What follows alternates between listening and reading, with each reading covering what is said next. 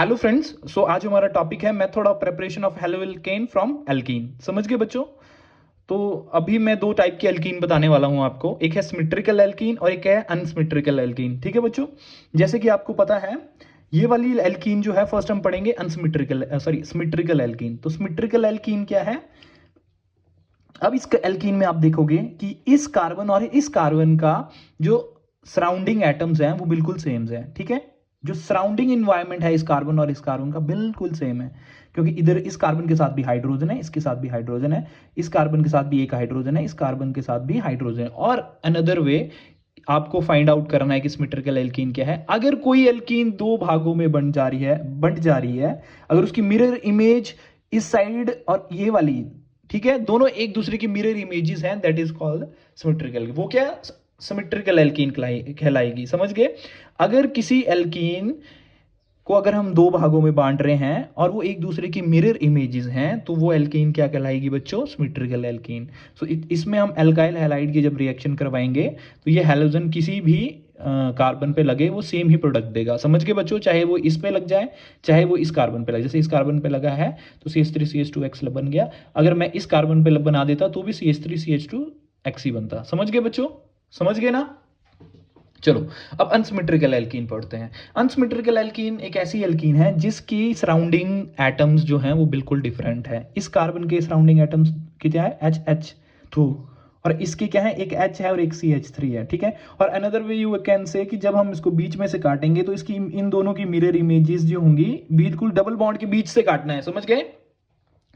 क्या करना है? डबल बॉन्ड के बिल्कुल बीच से काटना है। अगर वो एक दूसरे की मिरर इमेजेस हैं तो वो सिमेट्रिकल, अगर नहीं है तो वो अनसिमेट्रिकल। समझ गए बच्चों? अब अनसिमेट्रिकल एल्कीन में दो रूल्स बहुत इंपॉर्टेंट है, एक मार्कोव-निकोफ रूल्स और एक एंटी मार्कोव-निकोफ रूल्स। समझ गए बच्चों? सो मार्कोव-निकोफ रूल बोलता है कि जो नेगेटिव पार्ट होगा रिएजेंट का वो किसके पास जाएगा? जिसके पास, उस कार्बन के पास जाएगा जिसके पास सबसे कम हाइड्रोजन है। नेगेटिव पार्ट जो रिएजेंट का होगा वो उस कार्बन के पास जाएगा जिसके पास सबसे कम हाइड्रोजन होंगे। समझ गए बच्चों? और ये कौन सा मैकेनिज्म फॉलो करेगा? बहुत इंपॉर्टेंट क्वेश्चन है ये। जेईई मेंस में डायरेक्ट क्वेश्चन आया था आपको और नीट में। बात सुन लीजिए मेरी, अब बहुत ध्यान से सुनिए। समझ गए? तो ये कौन सा मैकेनिज्म है? Electrophilic addition mechanism. समझ गए बच्चों? और इसमें रिएजेंट कौन सा होगा बच्चों? HBr या HCl होगा। ठीक है, समझ गए? और एंटी मार्कोव-निकोफ रूल क्या है? इसमें जो नेगेटिव पार्ट है रिएजेंट का वो उस कार्बन के पास जाएगा जिसके पास सबसे ज्यादा हाइड्रोजन होंगे। पर ये बात आप पक्का ध्यान रखना कि आप ऐसा मत बोलिएगा सर कि इसके पास तो सबसे ज्यादा है। जो डबल बॉन्ड से अटैच होंगे कार्बन उन्हीं के पास ही उनके पास ही सब्स्टिट्यूशन होगा इस नेगेटिव पार्ट वाले रिएजेंट का। समझ गए? समझ गए? कार्बोकेटाइन बनेगा तो नेगेटिव पार्ट अटैक करेगा। ठीक है, तो उसी के पास बनेगा जो डबल बॉन्ड के साथ कार्बन लगे हुए हैं, और कहीं मत कर दीजिएगा इस कार्बन पे कर दिया आपने। समझ गए? सो ये कौन सा मैकेनिज्म फॉलो करेगा बेटा? ये करेगा फ्री रेडिकल मैकेनिज्म। समझ गए? मैं आपको बताऊंगा आगे फ्री रेडिकल मैकेनिज्म क्या होता है। समझ गए? पर अभी जो चल रहा है उसको ध्यान से सुनिए आप। ओनली एप्लीकेबल टू HBr, ये ना HCl के लिए एप्लीकेबल है, ना HI के लिए, ठीक है, ना HF के लिए। समझ के लिए पहली बात, HF और HI के लिए दोनों रिएक्शन ही एप्लीकेबल नहीं है, क्योंकि अगर फ्लोरीन के साथ रिएक्ट करेगी ये रिएक्शन, अगर रिएजेंट हमने फ्लोरीन ले लिया तो फ्लोरीन तो बहुत एक्सप्लोसिव रिएक्शन देता है इसके साथ। ठीक है, और जब अगर हमने आयोडीन लेंगे तो वो बहुत स्लो रिएक्शन देता है, उसका होना नहीं होना नामुमकिन नहीं होता है। समझ गए? तो हम ऐसी रिएक्शन लेंगे जो क्या होगी?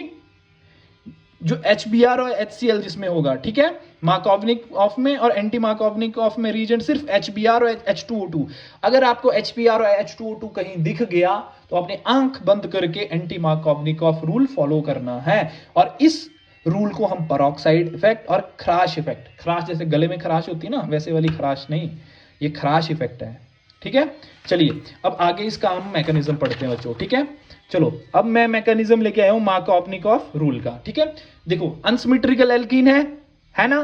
ठीक है, अब इसमें HCl डाल सकता हूं और HBr भी डाल सकता हूं। ठीक है, क्योंकि मार्कोव-निकोफ है, इसमें दो रीजन डाल सकते हैं, HCl और HBr। ठीक है, तो फिर क्या हुआ? इसने CH3 CHCl और CH3 बना दिया। ठीक है, अब मैंने इसका इस रिएजेंट में नेगेटिव पार्ट क्या है? क्लोरीन है ना, तो क्लोरीन ने कहां जाना था? उस कार्बन के पास जाना था जिसके पास सबसे कम हाइड्रोजन है। तो कौन सा है? और वो डबल बॉन्ड के साथ ही अटैच होना चाहिए। ये वाला, तो इधर चलेगी ना क्लोरीन, और ये H पॉजिटिव इसके पास चला गया, ठीक है। ये तो चलिए बच्चों, अब हम मैकेनिज्म पढ़ने वाले हैं मार्कोवनिकॉफ रूल का, ठीक है बच्चों। ये मैंने अनसिमेट्रिकल एल्कीन ले ली, ठीक है, और HCl रिएजेंट ले लिया, और ये नेगेटिव पार्ट इस HCl का कहाँ जाएगा, मार्कोवनिकॉफ रूल में मैंने बताया था जहां लेस नंबर, जिस कार्बन के पास सबसे कम हाइड्रोजन होंगे, ठीक है, और डबल बॉन्ड से अटैच होना चाहिए ये, ठीक है। तो नेगेटिव पार्ट कहाँ चला गया, यहाँ पे, और पॉजिटिव पार्ट यहाँ पे आ गया, ठीक है। अब मैं इसका मैकेनिज्म समझाऊंगा कि कैसे ये मैकेनिज्म हुआ, ठीक है। तो मैकेनिज्म में देख लीजिए, ये हमने प्रोपीन ले लिया, ठीक है। अब इसमें H पॉजिटिव ये कौन सा मैकेनिज्म फॉलो करता है, इलेक्ट्रोफिलिक एडिशन मैकेनिज्म, ठीक है। सबसे पहले क्या होगा, इलेक्ट्रोफाइल ऐड होगा इसमें, ठीक है। तो इलेक्ट्रोफाइल कहाँ ऐड होगा बच्चों, इलेक्ट्रोफाइल वहां ऐड होगा जहां पे मोर नंबर ऑफ क्या इलेक्ट्रॉन्स होंगे, ठीक है, इलेक्ट्रॉन डेंसिटी जहां ज्यादा होगी, समझ गए, रिच स्पीशीज के पास। तो ये अगर इसमें पाई इलेक्ट्रॉन को मेरे पास दो कार्बन की जगह है जहां पे मैं पाई इलेक्ट्रॉन को ट्रांसफर कर सकता हूं, एक इस कार्बन पे कर सकता हूं, इनको इस कार्बन पे, और इस पाई इलेक्ट्रॉन को इस कार्बन पे। जब मैं इस कार्बन पे करूंगा तो यहां पे पॉजिटिव चार्ज आ जाएगा, अगर मैं इन इलेक्ट्रॉन को यहां पे ट्रांसफर करूंगा तो इस कार्बन पे पॉजिटिव चार्ज आएगा। ये आपको समझ आ गया कि कैसे ये पॉजिटिव चार्ज आया बच्चों, आ गया, चलो ठीक है। अब ये जो है 2 डिग्री कार्बोकेटाइन है, क्यों, ये वाला कार्बन जो है ये 2 कार्बन के साथ अटैच, जिस कार्बन पे पॉजिटिव चार्ज है वो वाला कार्बन 2 कार्बन के साथ जुड़ा हुआ है, तो उसको क्या बोलते हैं, 2 डिग्री कार्बोकेटाइन। जिस कार्बन पे पॉजिटिव चार्ज है वो कितनी कार्बन से जुड़ा है, सिर्फ एक से, तो इसे क्या बोलेंगे, 1 डिग्री कार्बोकेटाइन। अब जो है वो क्लोरीन एटम जो है क्या करेगा, अटैक करेगा, समझ गए, क्या करेगा, अटैक करेगा, इसको हम न्यूक्लियोफाइल भी बोलते हैं। अब ये न्यूक्लियोफाइल जो है अटैक करेगा, किस पे करेगा, पॉजिटिव चार्ज पे, ये देख लीजिए, तो यहां पे अटैक कर दिया और इसने यहां पे अटैक कर दिया।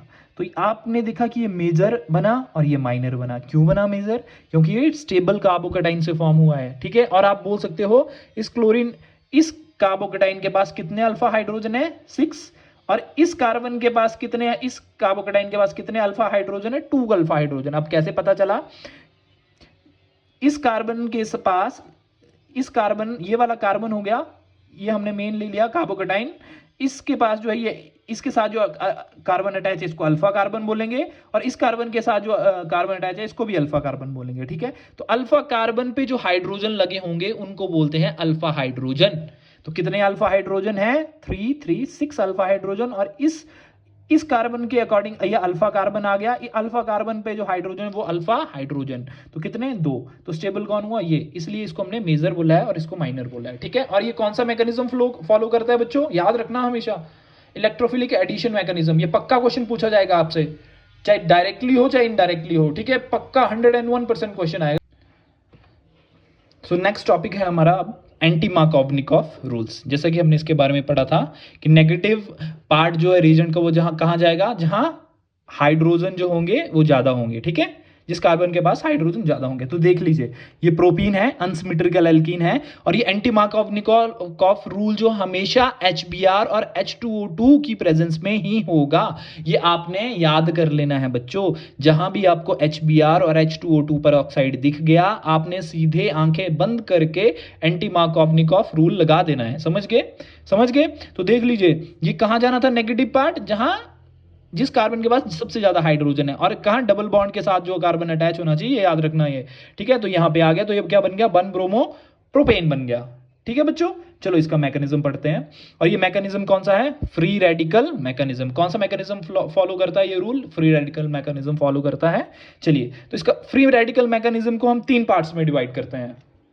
First step is initiation, second is propagation, third is termination. So initiation में हम क्या रेडिकल फॉर्म करते हैं, समझ गए।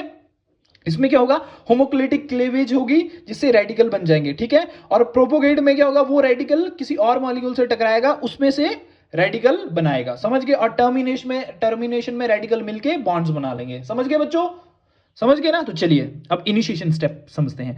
हमने पेरोक्साइड को खोल के लिख दिया, और यहां पे हमने क्या कर दी, होमोलिटिक क्लेवेज कर दी, ठीक है। तो इसने अपना इलेक्ट्रॉन ले लिया, इसने अपना इलेक्ट्रॉन ले लिया, तो हमारे पास ये आ गया 2OH रेडिकल, ठीक है। अब ये वाला रेडिकल जो है HBr के पास जाएगा क्योंकि रिएजेंट है, तो इसके इधर भी होमोलिटिक क्लेवेज होगी, तो ये वाला रेडिकल इस हाइड्रोजन के रेडिकल के साथ कंबाइन होकर वाटर निकाल देगा, और हमें एक Br रेडिकल मिल गया, ठीक है। अब ये Br रेडिकल क्या करेगा, आगे प्रोपोगेट करेगा, ठीक है, आगे वाले स्टेप्स को प्रोपोगेट बढ़ाएगा, मतलब प्रोपोगेशन होता है बढ़ाना, समझ गए। तो ये आगे अब ये आ गया, अब ये क्या आ गया, अनसिमेट्रिकल एल्कीन आ गई। अब इसके पास हमें क्या मिल गया, Br रेडिकल। अब इधर भी फिर क्या होगा, होमोलिटिक क्लीवेज, इधर भी रेडिकल बन जाएगा और इधर भी रेडिकल बन जाएगा। ठीक है, होमोलिटिक क्लीवेज होगा, ये बॉन्ड जो है ये अपना इलेक्ट्रॉन अपने पास ले जाएगा, ये वाला अपने पास ले जाएगा। ठीक है, और इधर भी रेडिकल और इधर भी रेडिकल फॉर्म हो जाएगा। और ये Br रेडिकल कहां अटैच होगा, इसके पास, समझ गए, CH2 रेडिकल के पास अटैच हो गया, समझ गए, समझ गए ना। क्योंकि एंटी मार्कोवनिकॉफ रूल है, क्यों लग रहा है यहाँ पे आपको पता है, मैंने आपको बताया तो आपने ध्यान से पढ़ना है पीछे कि क्यों लग रहा है, क्यों लग रहा है, क्योंकि Br जो है नेगेटिव पार्ट कहां जाएगा, उस कार्बन के पास जाएगा जिसके पास ज्यादा हाइड्रोजन एटम्स हैं, समझ गए। अब टर्मिनेशन स्टेप में क्या होगा बच्चों, बताओ। अब HBr आएगा, इस रेडिकल को लेके इस पूरे मॉलिक्यूल के रेडिकल पे क्या करेगा, अटैक करेगा। इस इधर भी होमोलिटिक क्लीवेज होगी, इधर भी रेडिकल बनेगा, इधर भी रेडिकल बनेगा। ठीक है, और ये रेडिकल H जाके किस रेडिकल के पास जाके अटैच होगा, CH वाले के पास, इसकी वैलेंसी पूरी करेगा और Br रेडिकल निकल जाएगा और हमारे पास क्या बन जाएगा, 1 ब्रोमो प्रोपेन बन जाएगा। होप सो बच्चों ये आपको समझ आया हो पूरा एंटी मार्कोवनिकॉफ रूल। ये मैकेनिज्म जो है बहुत ही ज्यादा इंपॉर्टेंट है, आपके एग्जाम में पूछा जाता है और आपने ध्यान से पढ़ लेना है। और आपने मेरे को बताना है कि अगर आपको कहीं कंफ्यूजन है, कहीं डाउट है, तो आप मेरे को कमेंट करके या मैसेज करके बता सकते हैं। ओके बच्चों, thank you so much, bye bye.